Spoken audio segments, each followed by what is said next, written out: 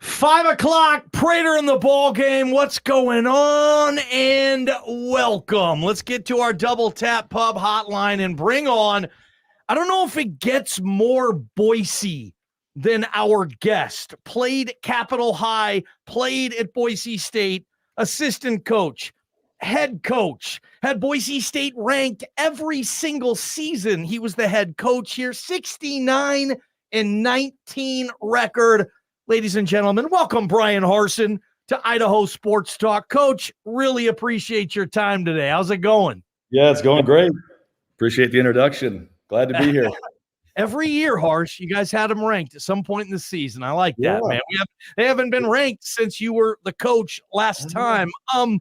Just a rare chance to catch up with you. I just wanted to start, Coach, with kind of what you're up to these days, how you spend those days, your priorities, your fun. How do you organize everything today, Coach? Yeah, gosh, I wish I had some really great stories for you. You know what? Spending time with my family right now. My son is getting ready to leave in about 16 days to go report.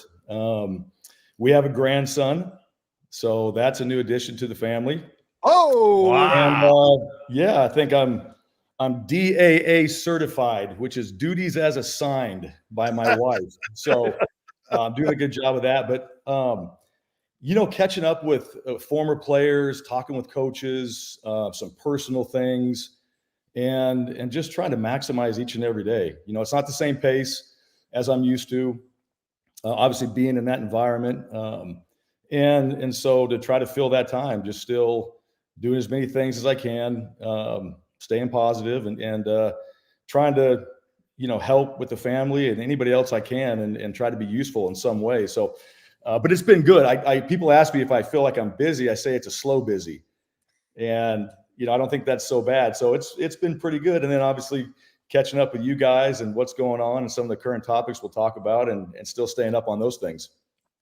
Bryan Harsin, you guys know the face if you're watching on video, you know the voice if you're listening in the traditional way, and former Boise State football coach. Bryan, we're honored to have you on the show today, and I know we've been trying to make this happen for a long time, and thanks for reaching out today, and let's dive into those issues. We got a lot to talk about and a lot to cover. We're gonna focus back on some grandfather stuff and catch up with you at the end, but let's get after these issues. And I guess I'm just going to start off before we talk about NILGate, which I think that's your phrase. That's a funny one, and I'm going to adopt it. The transfer portal and tampering, especially based on what Spencer Danielson said yesterday. What is your Cliff Notes version of what's going on in college football right now? Well, okay, so you added in NIL. We all know what that is, money. You added in the portal where you have unlimited transfers, really. There are windows, and I think that was a good idea. And then you add in job security, for players and coaches. Think about to always position your team with your current players and players in other programs to be in the best position to win that next year. I mean, it's a one-year season. That's really how you have to look at it. Wow. And, the days of developing a team, coaches still want that. They want the relationships. They want to have the players there for multiple years. They want to see them graduate from those programs. But the reality of it is there's just options. And when you're talking about money, you're talking about leaving, you're talking about job security, what happens? There's always been cheating. There's always been cheating. That's never going to go away. There's always been tampering. But now you've got more people doing it because in order to stay competitive, you have to try to get those players to your program or try to keep the players that you have that are pretty good. So that's the nature of college football right now. And there's really nothing in my mind that anybody can do about it or change it at this point. There's just too many ways to go about doing it. And there are, like Spencer talked about, you can call out coaches. You know what's going on. Is anybody going to do anything about it? Probably not. Is it going to stop? No. So you're hoping that you get players in and that you can convince them, all right, one, to come to your program and the reasons why. You develop them, you do the things you say you're going to do, and they want to stay, and they understand that people are going to reach out to them. When I do well, I'm going to get offered. And the thing about that is, that's really hard, is it happens so often. And It happens during the season. So you as a coach, you're trying to develop your team, win games. It could be game 6. Your better players are getting contacted by interns or recruiting people, coaches, whoever, and they're trying to stay focused on the season. You're trying to stay focused on the next opponent, and you have all these things going on. And pretty soon, these options start to set in with players, and now the focus is not on what you're trying to accomplish. So it's frustrating. And you know what, Mike, I actually wrote down a few ways of tampering that I consider some of the dumb.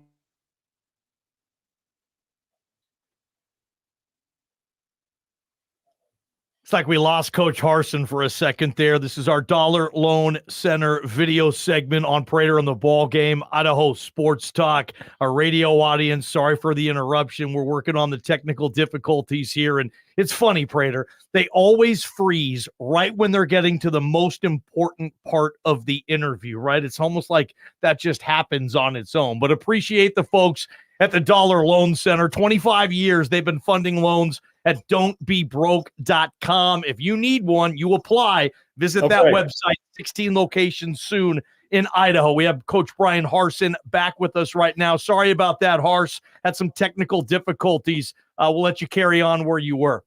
Okay, so what I was saying, so some of the ways that people tamper, all right? Number one, you DM the prospect.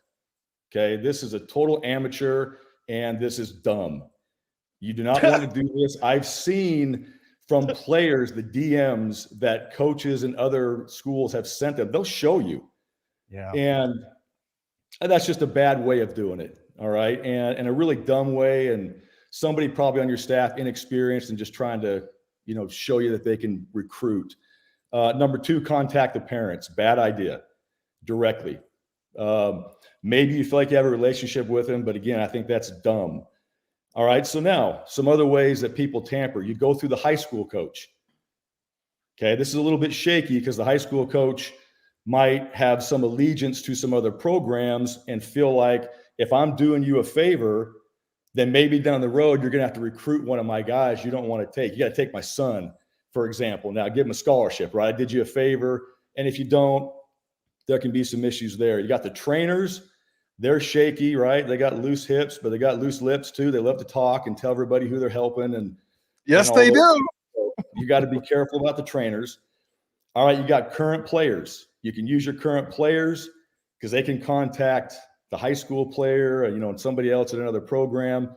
You're good there usually, unless that player decides to transfer, and they'll tell everybody everything. All right, so you got to be careful about that. Now you got your alumni and donors. Right? They're connected in the community. They know people. They support the program. They want to help. They want to be a part of it. They want to see that program be successful. And they know ways to contact and communicate with these prospects and other people that are going to be in contact with them. All right. So those are really the ways. Or you get yourself Ernie Adams, who was Belichick's right-hand man, right? He'll take anything to the grave and he can probably get things done. So those are all the things that happen when tampering is going on. So to try to police that, to try to pinpoint how you're going to go about trying to go after a school or a person, I mean, it's almost impossible to do. So to me, it comes back to when we talk about NIL, it comes back to like contracts, maybe some other things you have to have with your players that who's talking to them if they do decide to leave. And that's a more proactive approach that can actually be monitored in some ways. In my opinion, that could be a little bit better answer for this.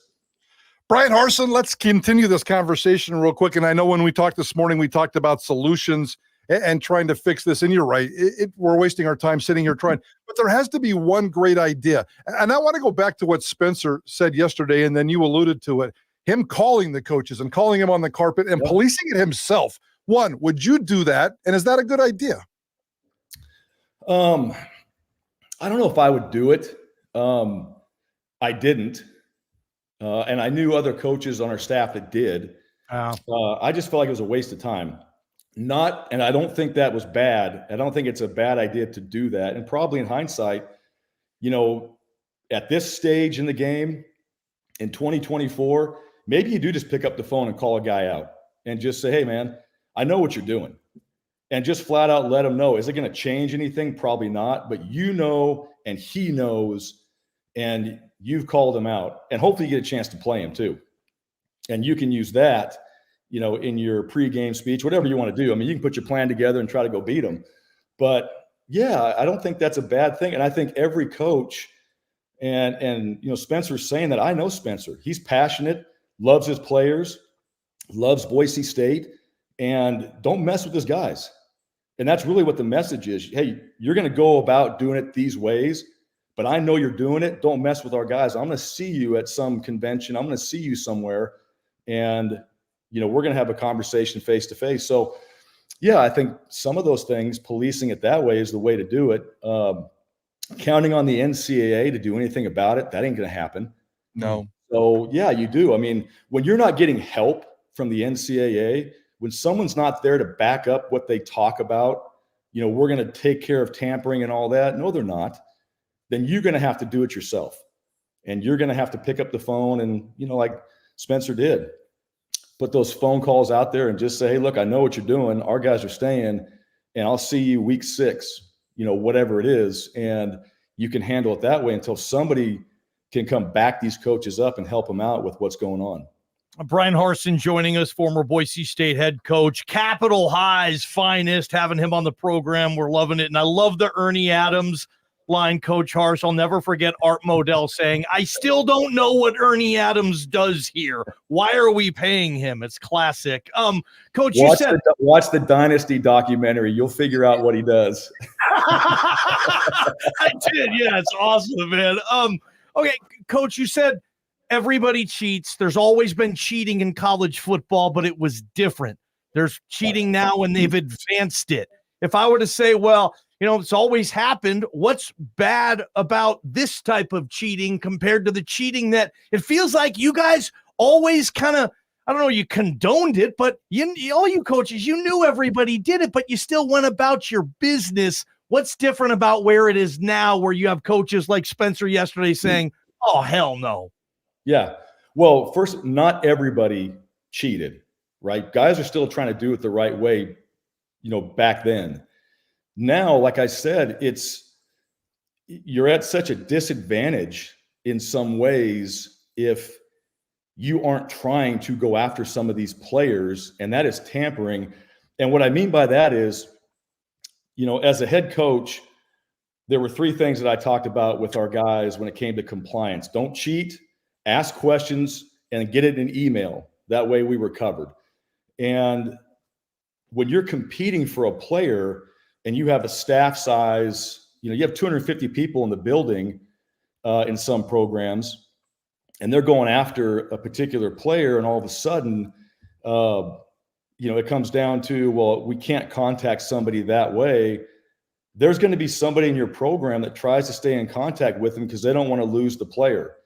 And I think everybody understands the rules, but to be competitive, this is what I think NIL and the portal have created is you got good coaches that are now doing shady things that they wouldn't normally do in order to stay competitive. And, that goes back to, just that job security as well of trying to get the players in so that you can have success, that you can keep your job and, you can win ultimately. So it's really set up in a bad way where it's like, all right, I can't contact them, but I know they want to be here. I know we want them. I know they're reaching out.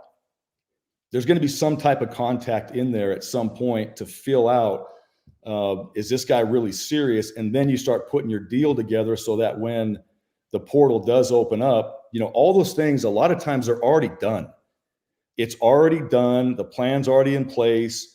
That guy enters the portal and he knows exactly where he's going. You may have a guy to throw off the scent, take a visit to another school just to do it, but he's going to this program. And that's not every guy now. That's not everybody, but most guys aren't going to enter the portal blind. They're not just going to say, I'm transferring and flip a coin. We'll figure out what happens. They have a pretty good idea of what is out there for them and where they can go. And it's just a matter of, all right, do I want to make this decision to leave because I have that on the table waiting for me? And that's the hard part right now. And so to me, you got to have something in place with your players, a contract of some kind, just like coaches do, right? Coaches, if you're going to leave, there's a buyout, and what school's talking to you, the ADs do, and there can be some negotiation in there, but at least you know who it is that you're dealing with. And to me, in some ways, you're going to want to have something like that with the players to say, hey, look, you can leave, but we're going to know who's contacting you. And there's going to be maybe a buyout of some kind if you were under some contract. And if the NCAA or anyone wants to go investigate that particular school, at least they know who was contacting them. And they might go in there and say, hey, you know what, we're going to do a little research here. I want to see your phones, want to see the contact history, want to see if you did it right. And then that could be a way to pinpoint maybe dealing with tampering a little bit better than what it is right now. I'm not saying that's going to happen. Yeah. And I promise you, they don't want that to happen.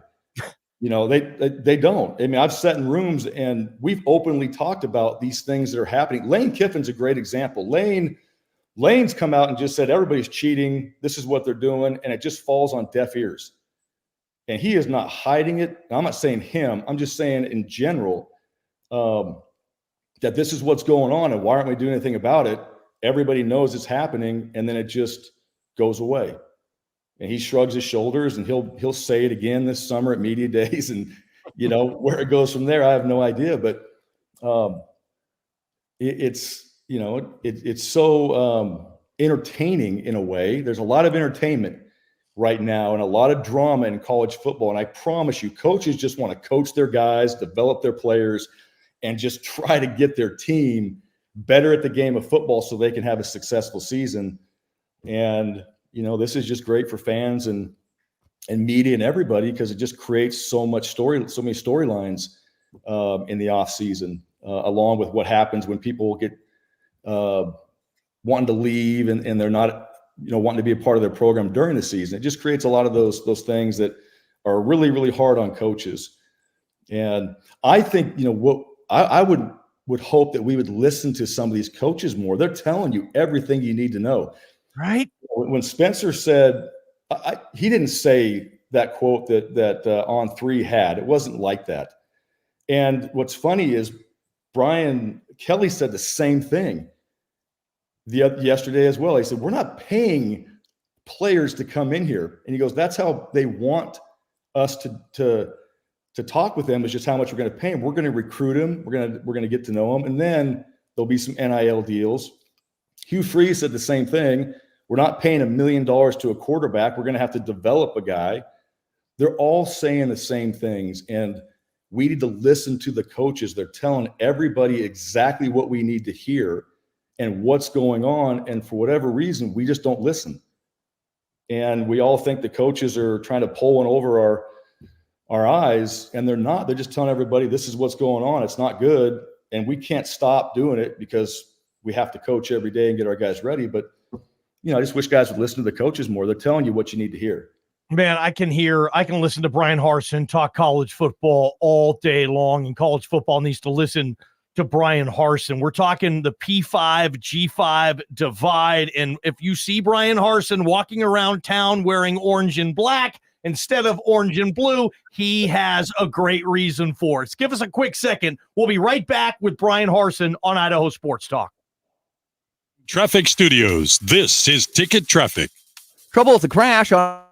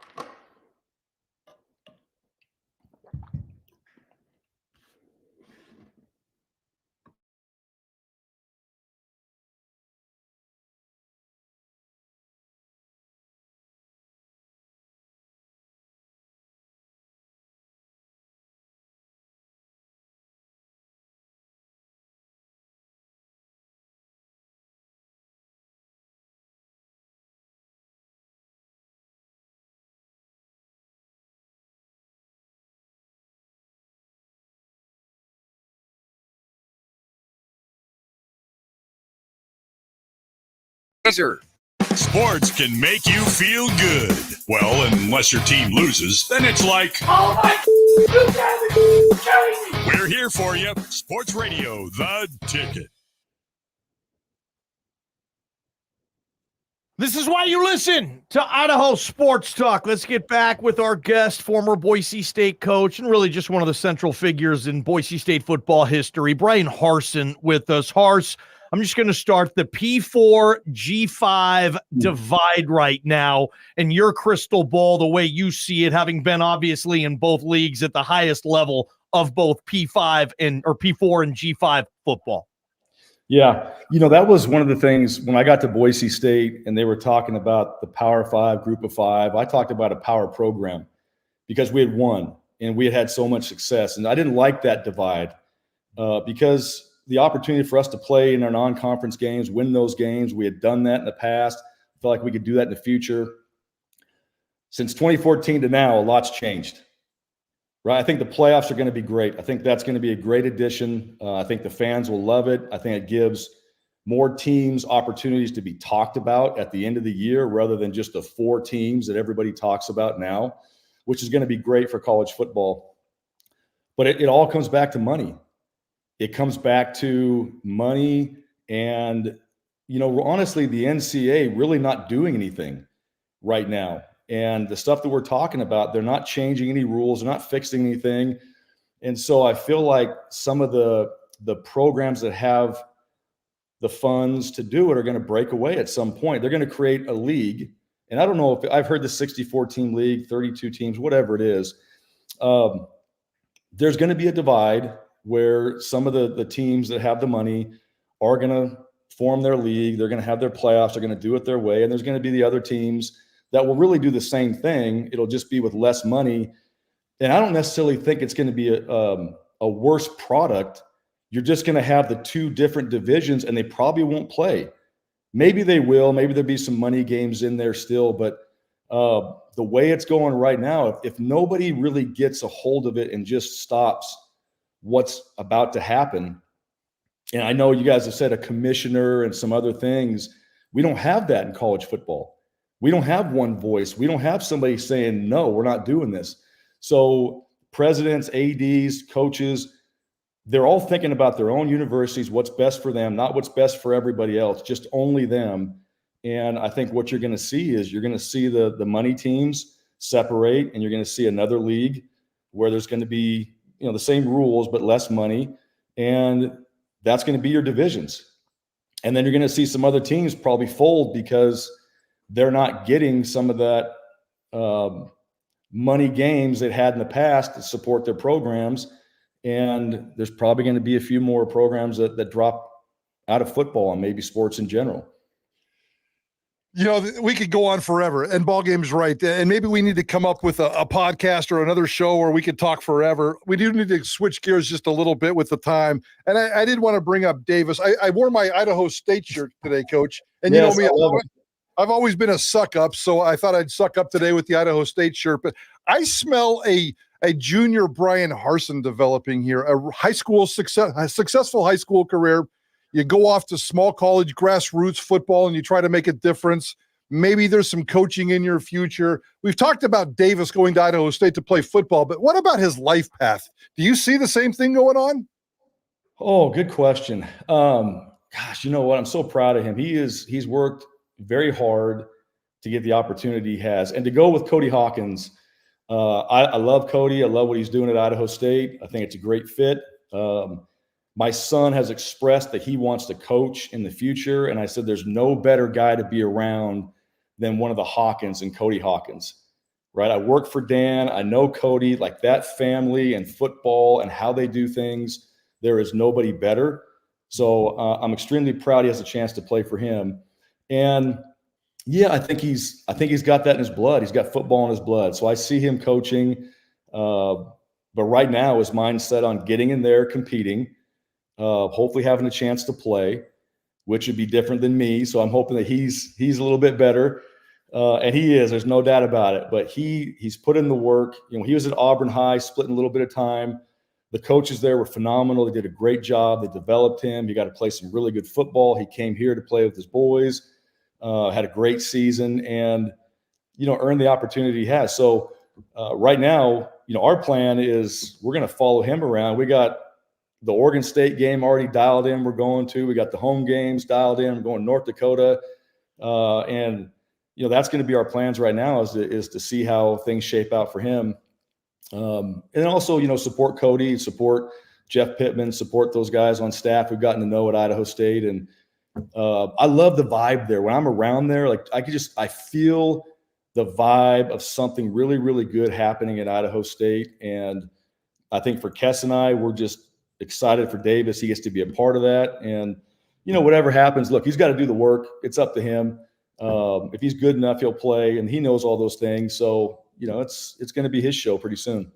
The only former Boise State quarterback to throw a touchdown pass in the Rose Bowl with us, Bryan Harsin, having fun with him. Coach, you hired Spencer Danielson. You wanted him at Auburn too, at least that's what people were saying. And I know you're close with him. And what do we not know about Coach Danielson that you think maybe Prater and myself and everybody listening to this might get a kick out of? Yeah, well, I did want him at Auburn, and he's super smart because he's now the head coach at Boise State. I'm not coaching right now. So he made the right decision. And I'd like to say we all have a little Spencer, from back in the day when we were younger coaches. He's just – what I love about Spencer, and what I've always enjoyed when I first met him, I was out in California. He was going to be a GA for us. His energy, right?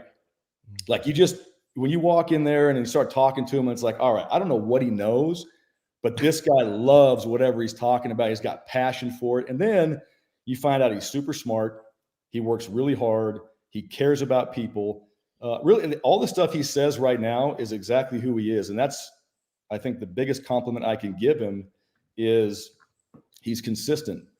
And for me, like, to watch him seize the opportunity and become the head coach at Boise State. I've been in that position. I couldn't be more proud to have someone like Spencer leading that program, my alma mater, and to support him. And then to know that he was a part of our staff, working with me, working with Andy, but being a Bronco and really being in that, not necessarily a family, but being in that tree is exciting. And I'm looking forward to seeing what he does. I mean, he did a great job when he took over, and the players love him. I think that's very clear that guys want to play for him. And as a coach, I don't know if you can give a bigger compliment than that. All right. There's a lot of other things you can talk, football, situational, whatever. Guys want to play for you.